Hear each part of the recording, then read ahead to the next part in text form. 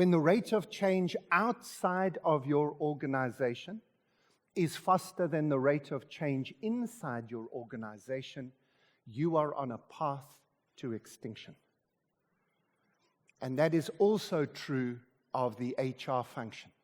When the rate of change outside of your ability as an HR professional to keep up with that change, when the rate of change outside exceeds the rate of change inside, you are beginning to be extinct.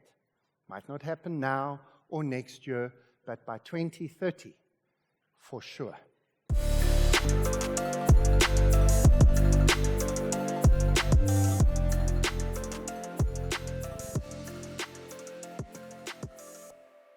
Bom dia, everybody. It's wonderful to be here and wonderful to be together as a community of people who are interested and passionate about people. And a real privilege to just set our minds and our thoughts and our hearts in the right direction for the next 2 days. We live at a moment of deep disruptive change in society. That's probably been true most of our lifetimes, to be honest. But I think now in 2025, a lot of forces are combining together, and genuinely, literally right this year, we are seeing a significant shift in human history. But maybe there's a different way to talk about this. In his novel, The Sun Also Rises, Ernest Hemingway has two of his characters talk to each other. A young man asks, what does it take to go bankrupt? How does somebody go bankrupt? I started life at KPMG as a chartered accountant. Don't hold that against me. I escaped and moved into the people side of things. But that captured my attention in the conversation. How does somebody go bankrupt? And the old wise man answers, slowly, slowly, slowly, and then very fast. It's a wonderful description of financial mismanagement. But it also is a lovely description of where we find ourselves. That's the slowly, slowly, slowly, then a very fast graph. Economists, financial people call it the hockey stick graph from ice hockey, where sort of nothing's really happening or just what you expect to happen is happening, and then suddenly lots of things happen. To use another popular reference, an Oscar-winning movie, Everything All at Once. Oh, no, it's gone out of my mind. It's a weird movie, but everything's happening all at once everywhere. And that's where we find ourselves in 2025. Some of these things have been creeping up on us for a while. So, for example, if we're looking at the HR space, for most of human history, the average life expectancy has been about 52 years. And now, in our lifetimes, that has increased into the 70s already. You are going to live longer than you thought you would. In fact, some of you, that's already true. You woke up this morning, I'm still here. Excellent. Okay. But you are going to live longer than you thought. 80 years old is now considered to just be normal. Whereas for most of human history, 80 would have been ancient. And maybe some of you are going to live well beyond that. If you were born in the 1990s, who was born in the 1990s? Show of hands. I know it's not polite to ask people to raise their hands, but ladies, all of you could have just raised your hand. I'm not going to argue with you. Just, claim it if you want it. Okay. But if you were born in the 1990s, and we have a few people here, and you in your HR team are hiring these people every single day, Annie, I guess the 27 people you hired, many of them were born in the 1990s, they have got more than a 50% chance of dying in the 2100s. These are people who are working in your team who will live in 3 centuries. And hopefully they're using some ritual stuff so they look good all the way through, right? Okay. But seriously, this affects all sorts of things, and we're going to talk about some of these things over the next 2 days in terms of our thinking about retirement, what a career looks like, helping people to imagine their lives in the future, and our role in helping them to navigate that. We could, of course, look at another slowly, then very fast graph.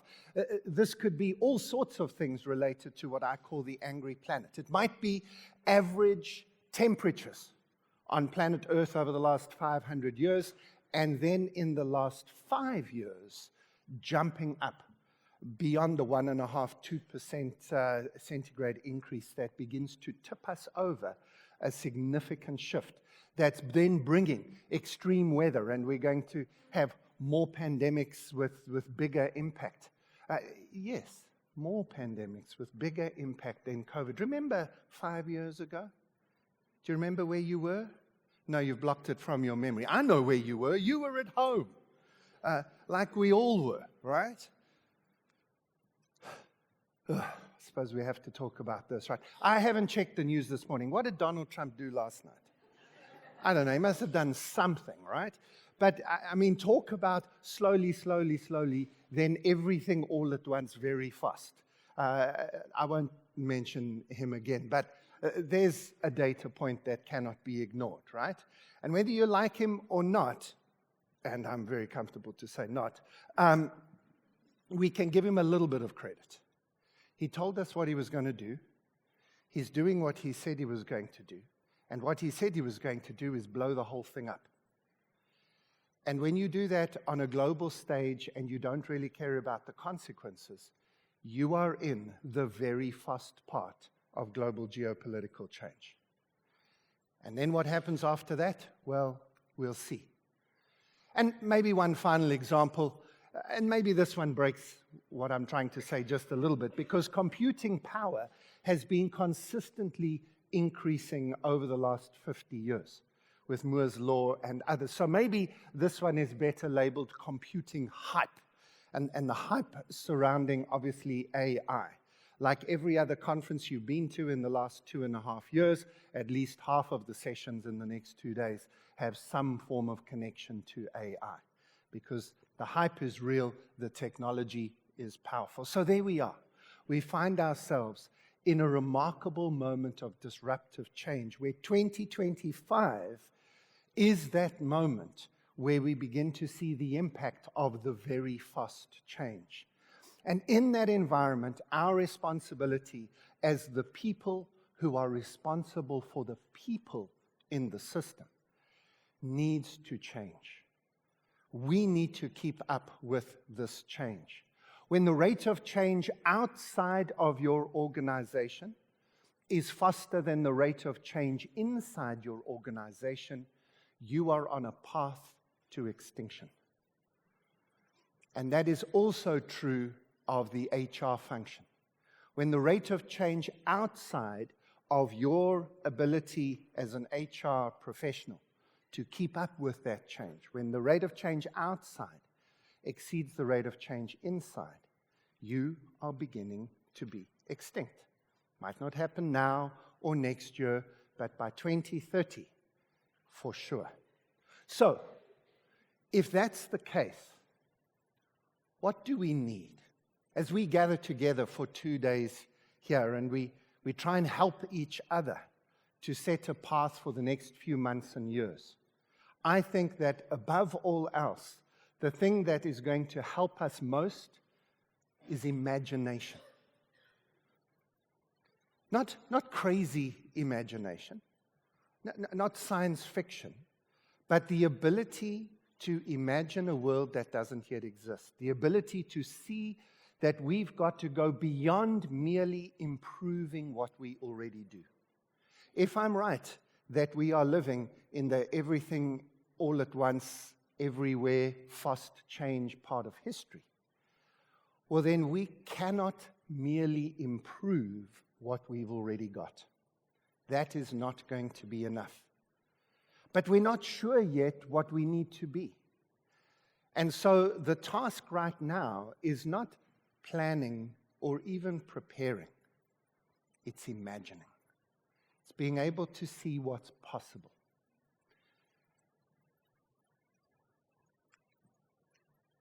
There's obviously a lot that could be said about this, but as I open our Congress together, Let me suggest 3 ways that we need to really apply strategic imagination. And hopefully these 3 filters can be your guide over the next 2 days as you evaluate each of the sessions and sit with your to-do list and your planning sheet in front of you.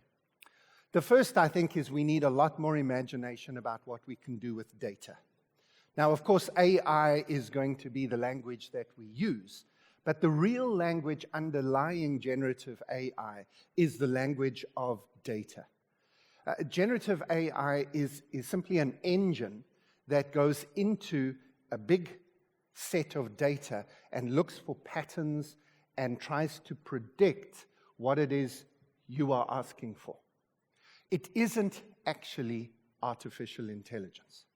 I know our next speaker and I could probably have an argument about that, and we'll have lunch together and see if we can sort it out.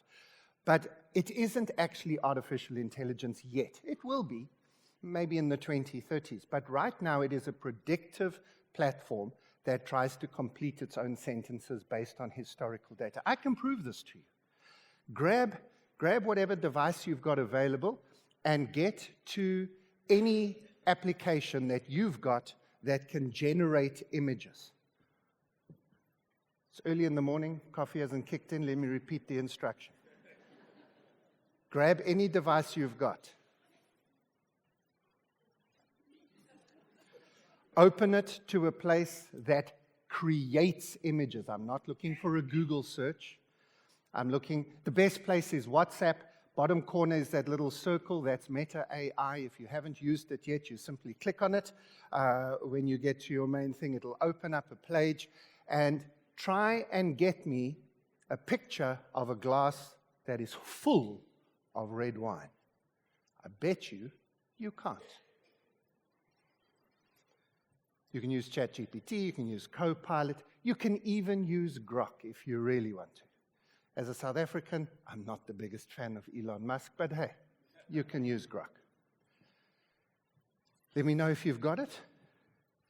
So you ask it, you say, please create a picture, or you just say, imagine, that's the way we do it.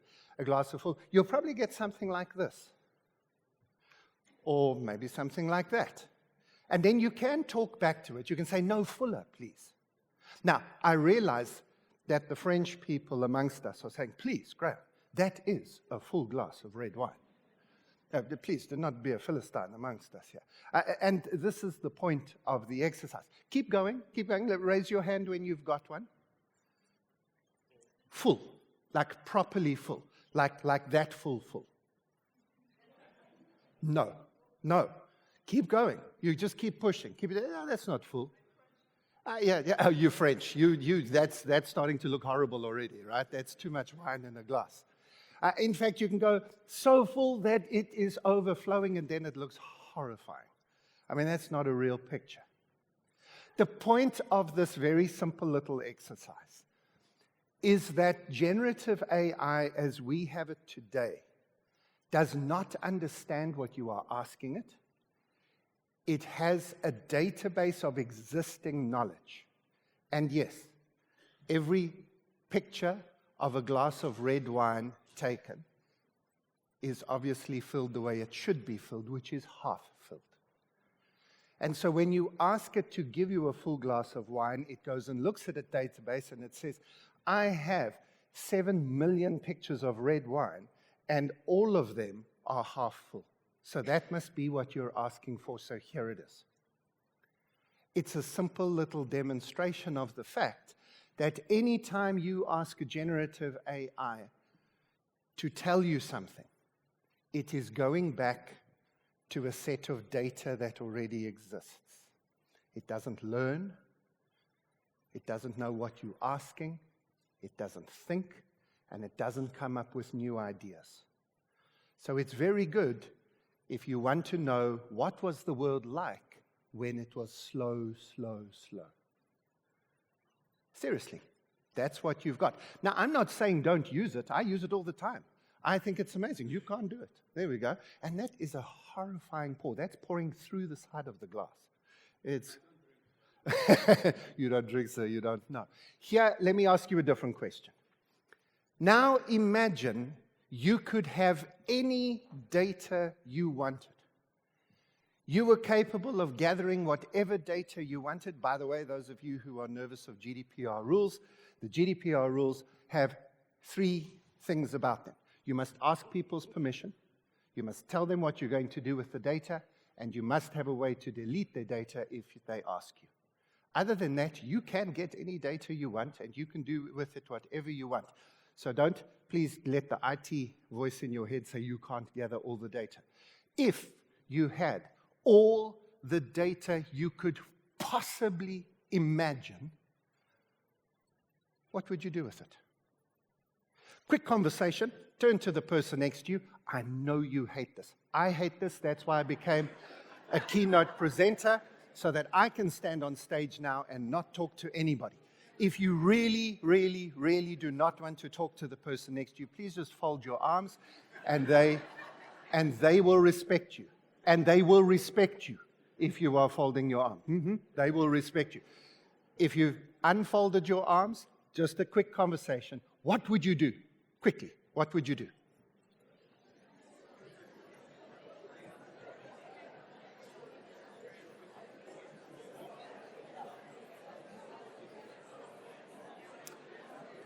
Okay, finish up for me, please. 5, 4, 3, 2, and 1. And now I need to apologize because it looks like I'm about to interrupt some really good conversations. Now, I wish I had the time to come into the audience and hear. There's a lot of smiling. I can see there's a lot of energy for that conversation. And I'm deliberately not holding a mic or anything, but just from this area, shout out 1 or 2 really good ideas for me quickly. Don't be shy. Okay, shout out some very bad ideas, but just loudly. Search for the right questions. Nice one. Okay. Forget knowing what the answers are. We need to even find some good questions to ask. Yes, from this side here? Make predictions. About what? About anything. About anything. Like try and make sense of the world, right? Try and see if there were predictions. Yes? Sell the data. Okay. Here's someone who's taken the next step in HR, which is to say, we can do something with this data, we will sell it. Okay, I like that. I like that. Do you know what I asked? I was at a school recently, and I asked them this question. In fact, just remind me, at that school, I was talking to them about this stuff, and we had talked about aging and things like that. One of the girls put her hands up, and she said, "Excuse me, sir, are you from the ones?" I said, "The ones, I'm not sure what you're asking me." She said, "No, are you from the ones?" She said, all of us here, all of us girls here, we were born in 2012. We are from the twos. Were you born in the ones? I've never felt so old in my life. I'm not even from a different decade or a century. I'm from a different millennium. Anyway, that's a different story for another day. But anyway, yes, I am from the ones. And when I speak to people from the twos and you ask them this question, they are not constrained by the work that needs to be done. This is the point of imagination. Do you know what they answered?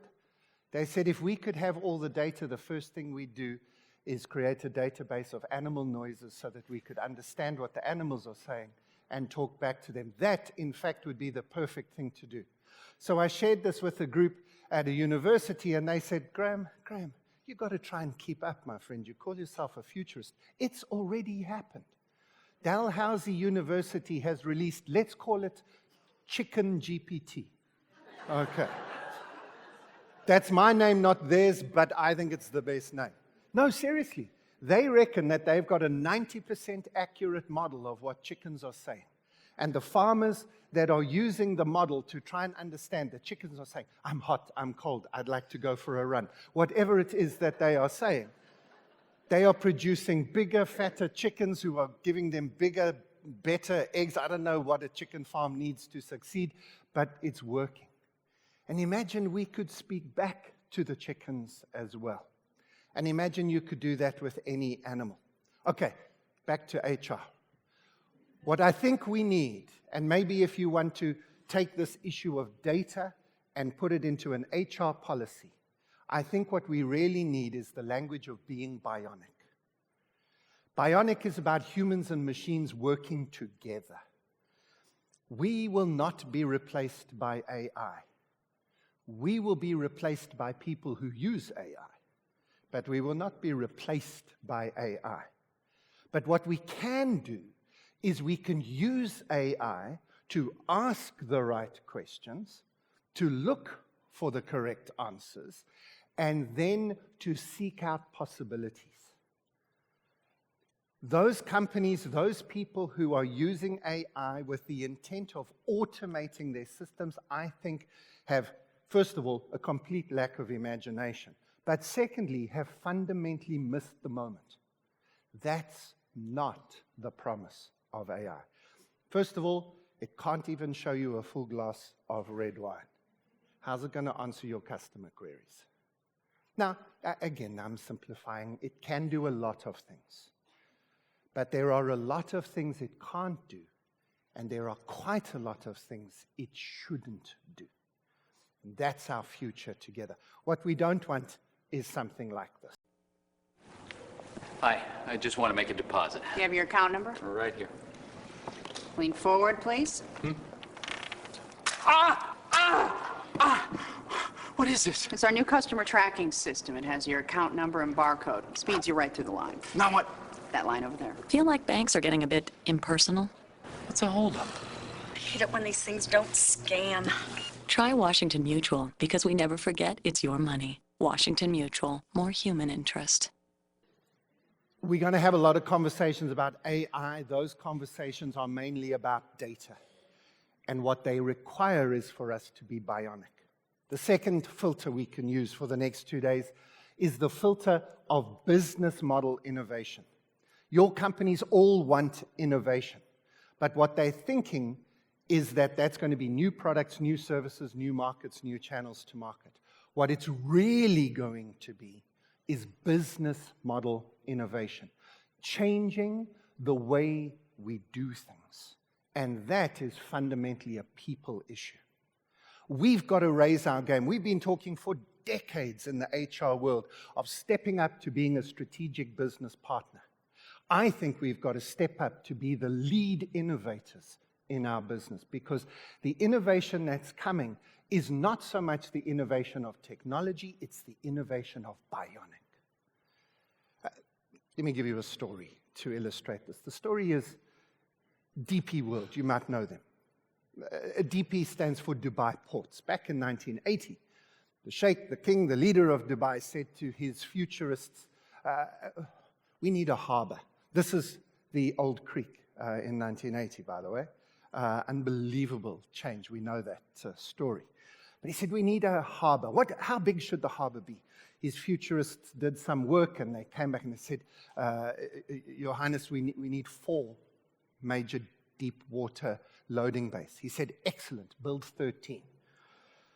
They said, Your Highness, I think you didn't hear us. We said 4 would be enough. He said, yes, but the other word in that sentence was important. Your Highness. I said 13. Do it. And so that's what they did. And this is the port. It is now completely at capacity. They need to expand it and maybe build another one. It has nearly 10% of all shipping on the planet goes through this port. Insane. And obviously a massive revenue spinner. But that is not where the story ends. That's the story of how to run a good port and build infrastructure and technology and processes. But what happened next is that Dubai Port said, you know what we can do? We've got the technology to run a port. We can move that technology to any port in the world. And so they now have taken over the running of more than 80 ports around the world. And in fact, in the last few years, have now built an end-to-end logistics company. And you know what drives all of that? They don't need new technology. They don't need new software. They don't need new infrastructure. What they need desperately is more people. It is people who is driving one of the biggest success stories on our planet at the moment. DP World. We know the story. It's X as a service. It's literally ports as a service. Who would have thought, right? That you could not just build a great port and run it successfully, but then you could take that and then provide it to all sorts of other people around the world. And what is this that you are doing? Well, I'd argue that it's almost HR as a service. It's people as a service.